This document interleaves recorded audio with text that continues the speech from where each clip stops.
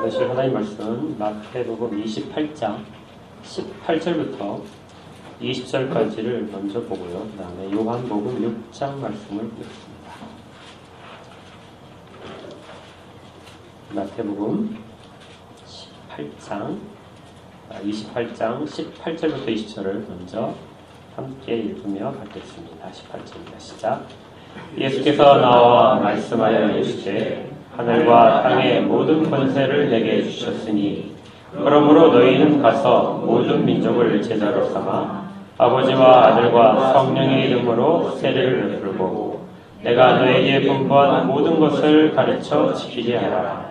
볼지어다 내가 세상 끝날까지 너희와 항상 함께 있으리라 하시니라. 요한복음입니다.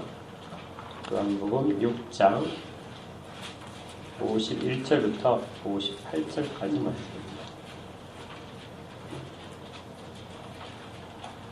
요한복음 6장 51절부터 58절까지 한 목소리 읽겠습니다. 시작. 나는 하늘에서 내려온 살아있는 떡이니 사람이 이 떡을 먹으면 영생하리라. 내가 줄 떡은 곧 세상의 생명을 위하는 내 살이니라 하시니라. 그러므로 유대인들이 서로 다투어 이르되 이 사람이 어찌 능히 자기 살을 우리에게 주어 먹게 하겠느냐.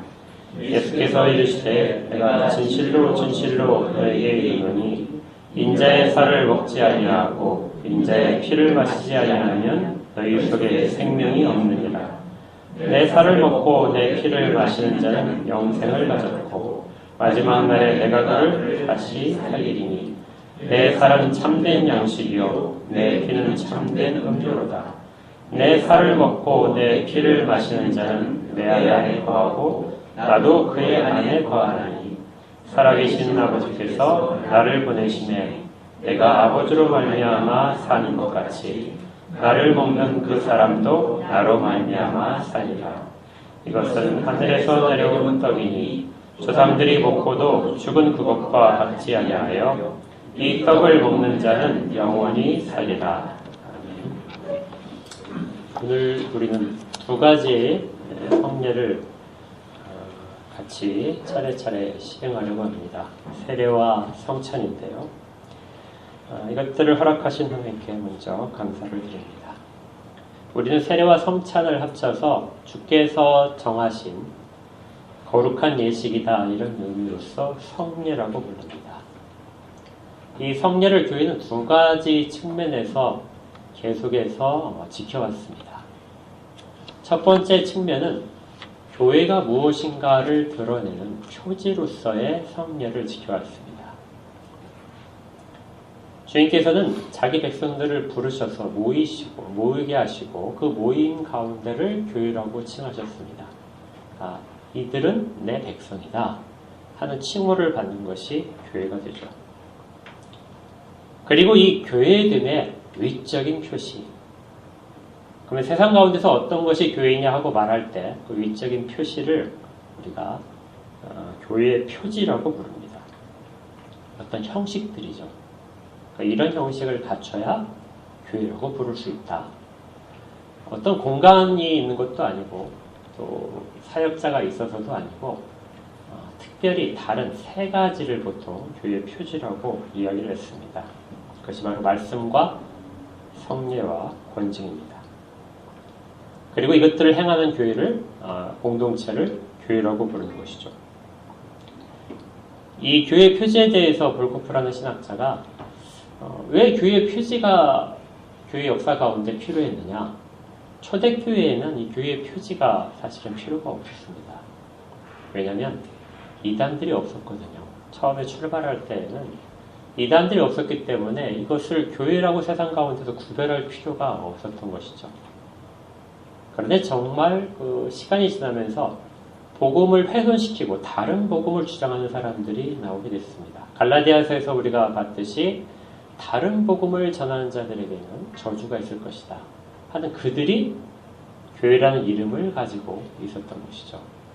그래서 참된 교회와 거짓된 교회 구분하기 위한 어떤 특별한 외적인 부분을 정할 필요가 있게 됐습니다. 그래서 이 교회의 표지가 처음에 나타나게 된 것이죠.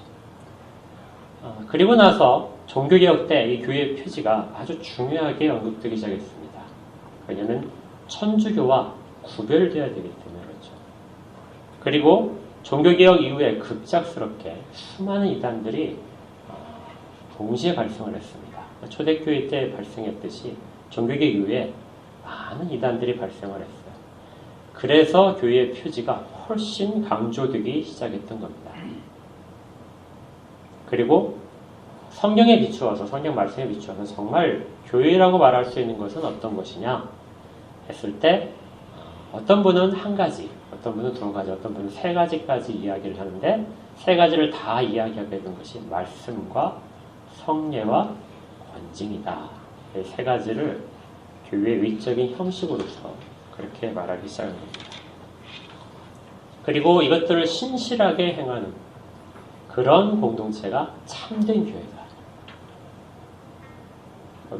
몇 번 이야기를 해서 이제 여러분들 다 익숙해졌을까요?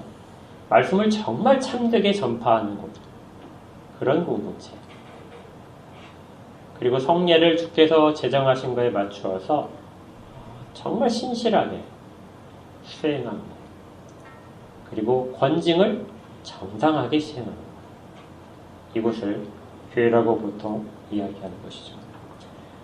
그런데 이제 학자들마다 어떤 사람은 하나, 어떤 사람은 둘, 어떤 사람은 세까지 이야기하니까요.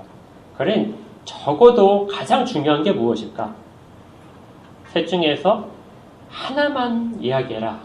그러면 어느 누구도 부인하지 않은 것이 참된 말씀의 선포입니다. 교회를 단 하나로 정의하라. 그러면 참된 복음을 선포하는 것. 오로지 성경을 전파하는 것. 그것이 교회의 참된 표지인 것이죠. 계시록 2장을 보게 되면요. 계시록 2장에 7개의 교회에 보내는 편지가 2장, 3장에서 나오게 됩니다. 그런데 그 교회들은 저마다 칭찬을 받기도 하고 또 뭐 책망을 받기도 하죠. 그런데 각 교회를 지칭하는 그 주님의 말씀 끝부분에는 항상 어떤 부분이 있냐면은 귀 있는 자는 성령의 교회들에게 하시는 말씀을 들을지어다. 그런데 이 편이 좀 재밌어요. 에베소 교회에 이렇게 이야기하라. 그러면 에베소 교회 하나만 해당되잖아요. 그런데 에베소 교회에 이렇게 말하라 한 다음에 마지막에는 귀 있는 자는 성령이 교회들에게 하는 말씀을 들어라.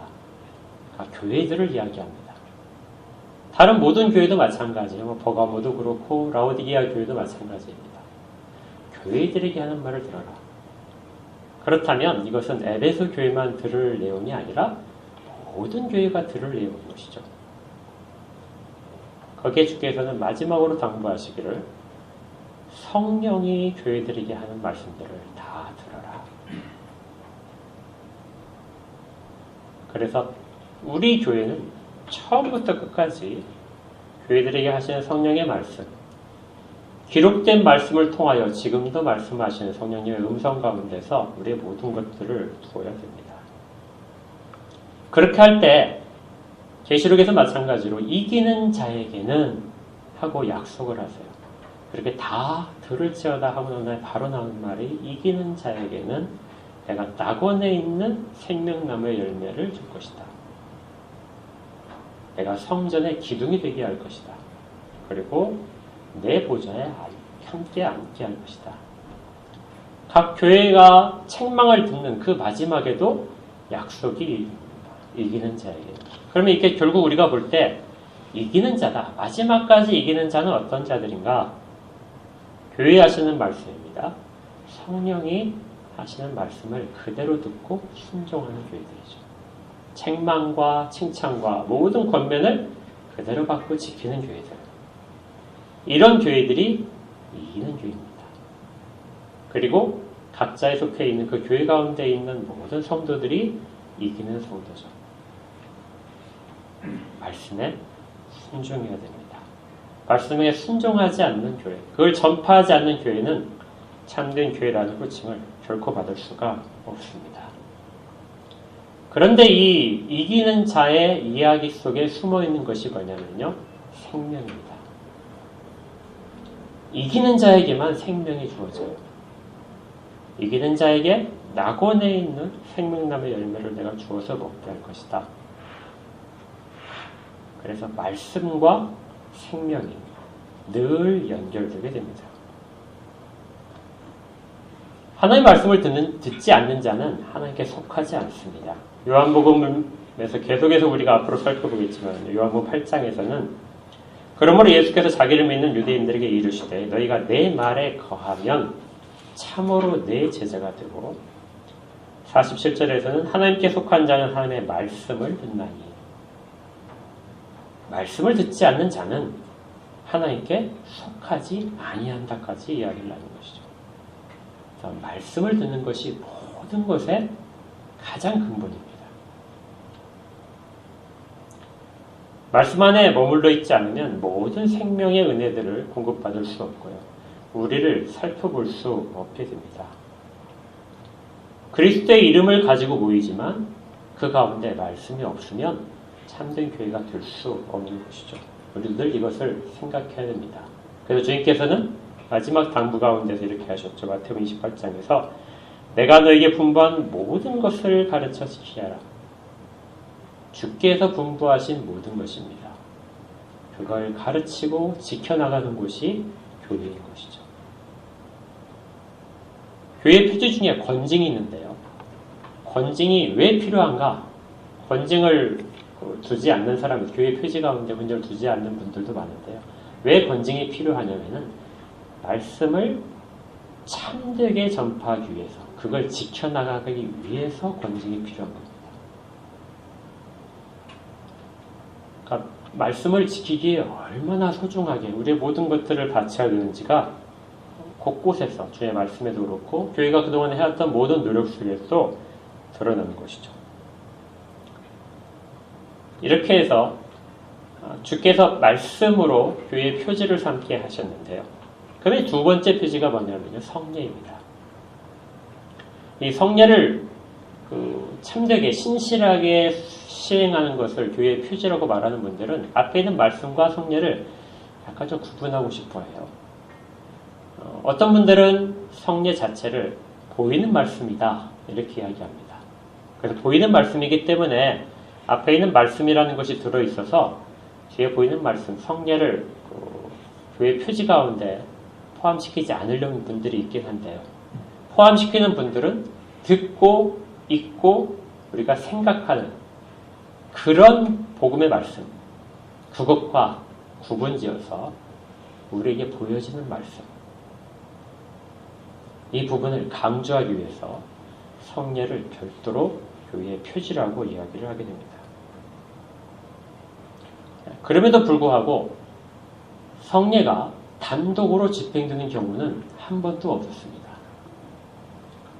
보이는 말씀이란 말 뜻에는 뭐가 들어있을까요? 말씀이 우선되는 거잖아요. 보이는 말씀을 전하기 위해서는 주께서 하신 그 기록된 말씀을 먼저 자세히 설명해야 됩니다. 그래서 말씀을 참되게 전파한 후에 성례를 집행하는 것이죠. 그래서 말씀 없는 성례는 효력이 없습니다. 성례 없이 말씀을 전할 수 있어요.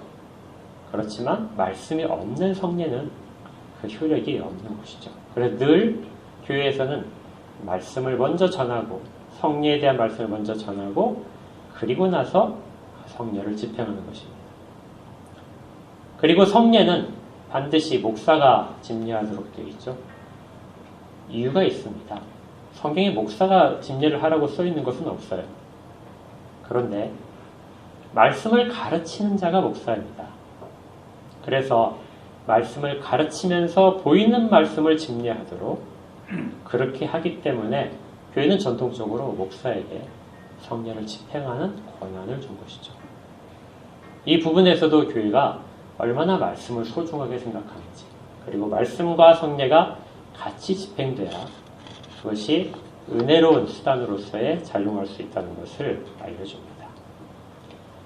이게 교회의 표지로서의 성례인데요. 교회가 이것들을 잘하고 있으면 참된 교회라고 하는 것이죠. 근데 교회로서의 속성 말고 개인적으로 이제 이 성례는 우리 가운데 특별한 의미를 갖습니다. 다른 차원인데요. 그것이 뭐냐면은 은혜의 방편입니다. 주께서 우리에게 은혜를 주시는데요. 은혜의 방편으로서 성례를 사용하시는 거죠. 이때 주께서 은혜를 주시는 그 모든 것에 있어서의 주님의 역할이 있습니다. 주님의 사역이 있어요. 그것을 뭐라고 하냐면 중보자라고 합니다. 성례는 그리스도께서 중보자로서 수행하시는 사역 중에 일부입니다. 우리가 여러분들이 세례를 이야기할 때 주님께서 세례를 받으신 건 아시죠? 세례자 요한에게 가셔서 세례를 달라고 청하셨습니다.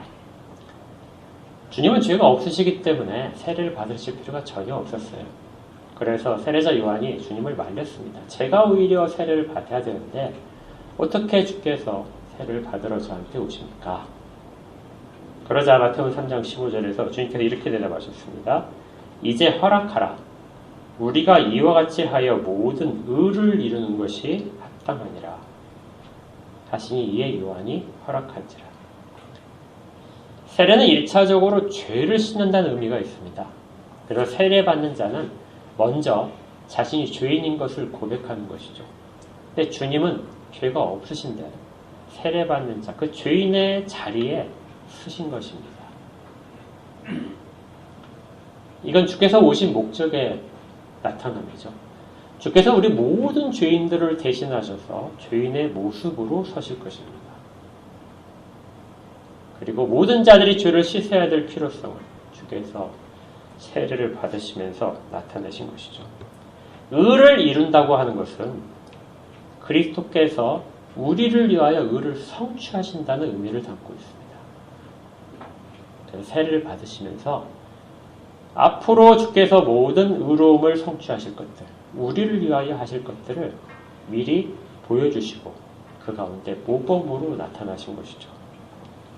우리를 위하여 이 말을 들으실 때마다 여러분들은 꼭 생각하실 것이 그리스도의 중보입니다. 우리를 위하여 하나님께서 어떤 일을 하실 때 그리스도를 통하여 하시는 거죠. 그래서 세례를 받으시는 것은 그리스도께서 우리를 위하여 중보하시는 사역이었다는 것입니다. 그리고 이 그리스도의 세례 가운데서 우리가 그리스도의 이름으로 세례를 받고 성찬에 참여하는 모든 것 속에서 우리는 중보자 그리스도께서 우리에게 주시는 은혜를 체험하게 됩니다. 근데 더 놀라운 것은요, 주님께서 이렇게 세례를 받고 그 물에서 나오셨을 때 일어난 일들입니다. 어떤 일이 있었죠? 하늘로부터 소리가 있었습니다. 뭐라고 말씀하셨죠? 내 사랑하는 아들이요, 내가 기뻐하는 자다. 주님이 하나님으로부터, 성부 하나님으로부터 사랑받지 않은 적이 있었을까요? 하나님을 기쁘게 하지 않은 적이 있었을까요? 전혀 없습니다. 그런데 하늘에서 이 소리가 났어요. 이것은 그리스도께서 우리 모두를 담고 대표로 받으시는 호칭입니다. 우리가 앞으로 세례를 받을 때 그 이후에 모든 세례받는 자들에게 선포가 되는 것이죠. 이는 내 사랑하는 자녀다. 내가 기뻐하는 자다. 하는 선언을 세례 가운데서 듣게 되는 것입니다. 우리의 어떤 행위로서 듣는 것이 아니라 그리스도의 중보로서 듣게 되는 것이죠. 그래서 우리는 성례를 이렇게 참여하는 것입니다. 또 있죠. 세례를 받고 물에서 올라오셨을 때 그때 하늘이 열리고 성령이 그 가운데 내려오셨습니다. 우리에게도 마찬가지예요. 성례에 참여하는 모든 자들에게 성령 하나님의 풍성하신 은혜가 그 세례나 성찬을 통하여 성례를 통하여 우리 가운데 주입되게 됩니다. 그래서 실질적으로 우리에게 모든 유익들이 성례를 통하여 되는 것이죠.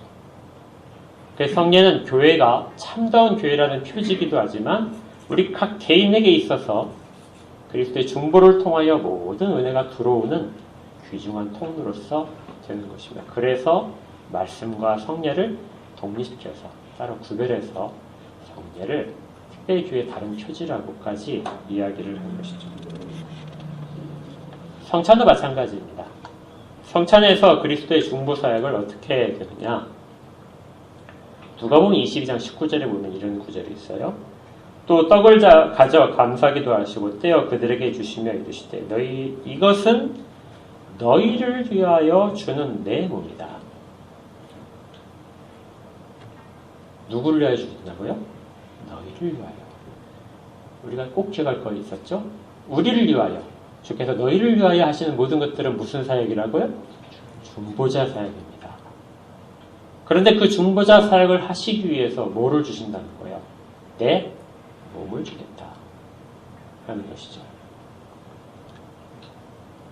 그래서 우리는 성찬에 참여하면서 실제적으로 주께서 제정하신 이 예식을 통하여 그리스도의 살과 피를 먹고 마시는 걸 영적으로 체험하게 됩니다.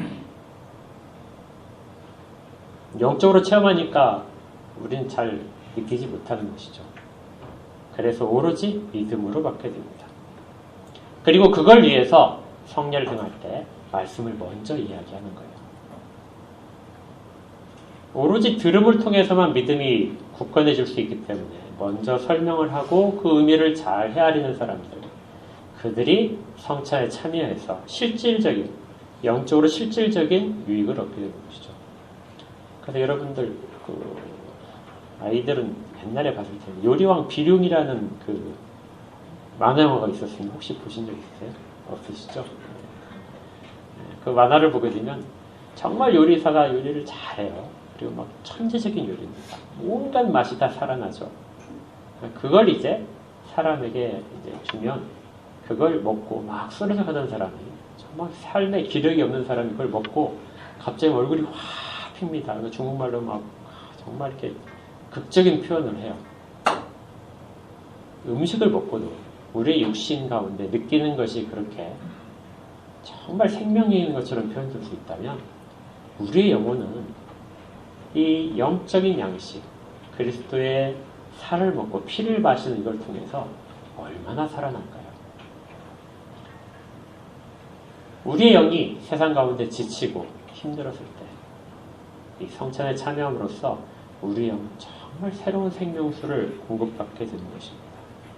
주님은 늘 우리에게 이것을 하라고 요청하세요. 계시록 3장 20절에 볼지어다 내가 문 밖에 서서 두드리노니 누구든지 내 음성을 듣고 문을 열면 내가 그에게로 들어가 그와 더불어 먹고 그는 나와 더불어 먹으리라.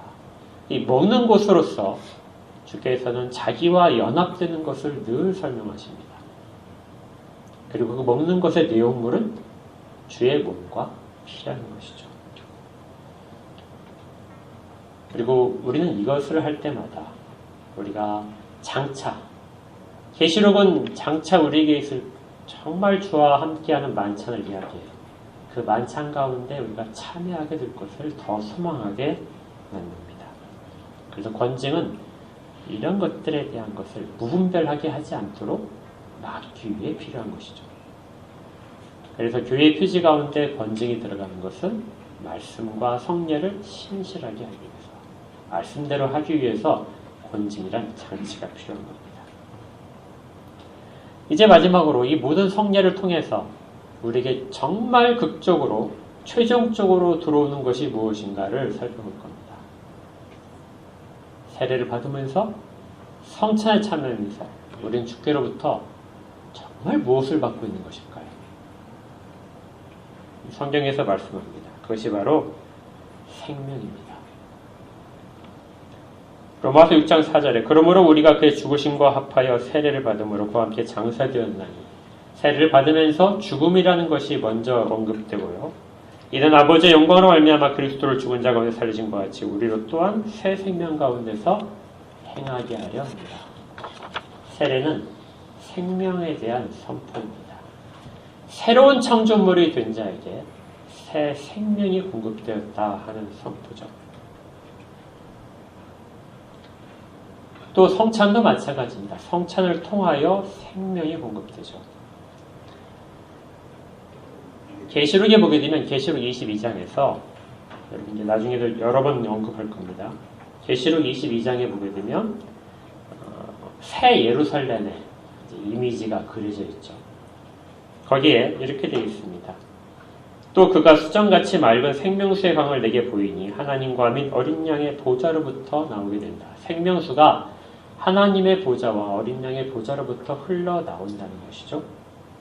그런데 이것이 길 가로 흐르게 됩니다. 길 가운데로 쭉 흐르고 그 길 양쪽에는 생명나무가 자라는 것이죠. 생명수를 흡수한 생명나무가 열매를 맺게 되는 것인데 그 열매가 바로 생명나무의 열매입니다. 계시록의 마지막 부분은 생명나무의 열매가 주렁주렁 매달린 그리고 그 잎사귀를 먹으면 모든 고통들이 치유가 되는 그런 상황을 이야기를 하는 것이죠. 이것은 에덴 동산에서 약속됐던 생명나무, 그때 마련했던 생명나무의 연속입니다. 실제적으로 있는 것이 모형으로 에덴 동산에서 우리에게 나타났던 거죠. 그 길은 막혔었습니다. 인간의 타락 이후에 한 번도 생명나무가 허락진 적이 없었죠. 그리고 다시 나타나는 것은 이제 계시록 22장에 가서 나타나는 겁니다. 그 사이에 모든 역사의 비참한 사이에 있었던 사람들에게 처음에 있었던 생명나무 열매, 금지됐던 열매를 가져오시는 일이 있는 것이죠. 이것이 주께서 오셔서 제정하실 성찬입니다. 우리는 성찬을 통해서 장차 누릴 생명나무의 그 본질을 이 땅 가운데서는 영적으로 누리는 것입니다. 그래서 주께서 요한복음 6장에서 계속해서 말씀하시는 부분이 이 부분들을 나타내시는 것이죠. 6장 35절에 예수께 드리시되 나는 생명의 떡이다. 내게 오는 자는 결코 줄이지 아니할 것이요 나를 믿는 자는 영원히 목마르지 아니할 것이다. 48절에는 내가 곧 생명의 떡이다. 51절에 나는 하늘에서 내려온 살아있는 떡이다. 사람이 이 떡을 먹으면 영생할 것이다. 내가 줄 떡은 곧 세상의 생명을 위한 내 살이다. 모두가 다 주께서 우리에게 공급하시는 것을 자기의 몸을 주시는 것을 통해서 생명이라는 단어가 늘 붙어 있습니다. 우리는 성찬을 행할 때마다 생명을 마시고 생명을 먹고 있는 것입니다. 우리는 이 땅 가운데 있지만 우리의 영은 주과 함께 주께서 주시는 모든 생명의 은택들을 누리고 있는 것이죠. 그래서 주의 살이 참 양식이고 주의 살이 참된 음료가 됩니다. 그리고 그것을 먹고 마시는 자는 영원히 살 것이라는 약속도 받습니다. 우리는 이 성찬을 그리고 주의 말씀에 의지해서 우리에게 생명이 들어오는 방편으로서 그렇게 받습니다. 그리고 이것을 통해서 우리는 교회를 늘 생각하는 것이죠. 성례는 주께서 제정하시기를 교회를 통해서 하게 하셨습니다. 교회 가운데서 성례가 있는 것이죠. 그래서 교회는 늘 단수로 표현됩니다. 하나의 세례, 하나의 떡, 그리고 같은 교회입니다. 고린도서 10장 7절에 떡이 하나요 많은 우리가 한 몸이니 이는 우리가 다 한 떡에 참여합니다. 개인적인 유익도 있고 교회를 나타내는 표지도 있지만 이를 통해서 궁극적으로는 마지막까지 우리가 함께 가는 것을 표현하는 것입니다. 우리 모두가 다 함께 가야 돼요. 함께 생명을 누리는 자들이 되고 마지막에 새 예루살렘에서 주님이 오셨을 때 그때 그 만찬에 어떻게 있어야 될까요? 다 함께 있어야 됩니다. 그걸 우리가 서로에게 확인하는 자리예요. 이것이 지금 이 시간에 하는 성례들이고요. 그리고 이를 통해서 교회는 더 강건해질 것입니다.